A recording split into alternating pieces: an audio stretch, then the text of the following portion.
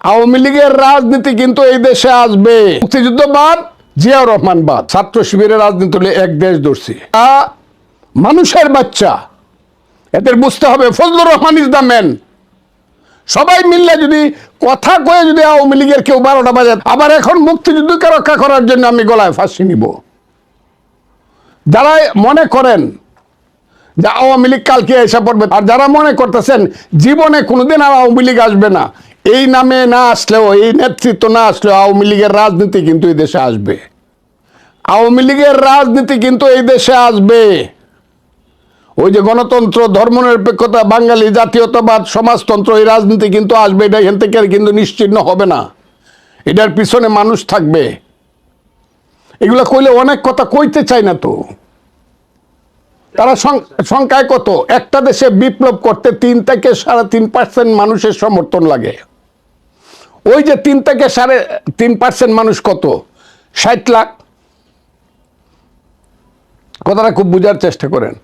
60 লাখ মানুষ আন্দোলন করছে, 3 থেকে 3.5% মানুষ আন্দোলন। এটা কি সব কি বৈষম্য বিরোধী ছাত্র আন্দোলনের বা জামাতের লোক? হাসিনার গলা পর্যন্ত দম আটকায় দিছে। এরা তো হইলো দাওয়ালের কাম করছে। বৈষম্য বিরোধী ছাত্র আন্দোলন তো সর্বশেষ আইসে আমি ধান পাকাইছি, এরা ধানটা খাইতে দিয়া কইতেছে আমার সব দেওয়া লাগবে, কারণ আমি তো কাটছি। এরা দাওয়ালের কাম করছে। আমাদের ভাটি এলাকায় দাওয়াল যায় বৈশাখ মাসে, আমরা ফসল ফলাই গৃহস্থরা করে, কিন্তু ওরা কাটতে দেয়। কাটতে দিলে 8টা কাটলে একটা নেই। ওরা ইমানদার। এখন এরা তো সব নিতে চায়, আমার কিছু দিতে চায় না, দেশের জনগণকে কিছু। এরা সব নিতে চায়। আমরা যেহেতু কাটছি কাজে সব দান আমাদেরকে দাও। ছাত্র শিবিরের রাজনীতি হলো এক দেশ দর্শী। আবারও বলছি, ছাত্র শিবিরের রাজনীতি হলো এক দেশ দর্শী। এই রাজনীতি পৃথিবীতে আধুনিক জগতে কি হবে আমি জানি না, তারা করে দেখতে পারে। হয়তোবা দেখা যাবে কিছু কলেজে তারা ছাত্র সংসদ, চিটাগাং ইউনিভার্সিটিতে ছাত্র সংসদও পাইছে, বিভিন্ন জায়গাতে কিছু পাইছে, পাইতেও পারে। কিন্তু ছাত্রদের যখন হুঁশ আসবে, ছাত্রদের যখন হুঁশ আসবে, তখন তো এটার পিছনে যখন বুঝে ফেলবে এরা এই, তখন আর কিন্তু যাবে না। আমি বললাম, মানুষ পিছনে যাইতে চায় না, অন্ধকারের দিকে মানুষ যাইতে চায় না, মধ্যযুগের দিকে মানুষ যাইতে চায় না। এরা যতই বলুক আমরা কোরআনের শাসন চাই, যত কথাই বলুক ইসলামিক শাসন চাই, পৃথিবীতে কোথায় ইসলামিক শাসন? সৌদি আরবে এই যে প্রত্যেকটা বাড়িতে বাড়িতে সিনেমা হল খুলতেছে, প্রত্যেকটা মেয়ে এখন গাড়ি চালায়, মেয়েরা এখন ফুটবল খেলে। সৌদি আরব কোনটা? তাদের পৃথিবীর কোন মুসলমান দেশটা? সেটা মালয়েশিয়া, ইন্দোনেশিয়া থেকে ধরে একদম আমি মিশর পর্যন্ত এদেরকে দিলাম, লিবিয়া পর্যন্ত এদেরকে দিলাম।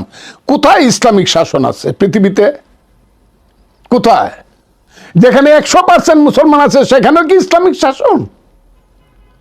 এগুলো মানুষকে এইসব কথা বলে ধর্ম ব্যবসা করলে হবে নাকি? ধর্মের নামে ব্যবসা করা, এটা modern life, it is fit দুনিয়া, দুনিয়াদারির ব্যাপার। আগে ওই যে চাউলের বাজারে আগুন লাগছে, জিনিসপত্রের বাজারে আগুন লাগছে, এটা দুনিয়াদারির, এটা আগে ঠেকান। এটা ওয়াজ পরে ঠেকবে না, মিলাদ শরীফ পরে ঠেকবে না। এটা করতে হলে যোগ্যতা লাগবে, আধুনিক যোগ্যতা। বাণিজ্য মন্ত্রীরও লাগবে, সবারই লাগবে। ওইগুলা করেন। মানুষ খাইতে পায় না, পেটে ভাত নাই, পরনে কাপড় নাই, আপনি খুব আকারে ওই আজহারি দিয়ে ওয়াশ করলে মানুষের পেটের ভাত পরনের কাপড় আইসে যাবো গা।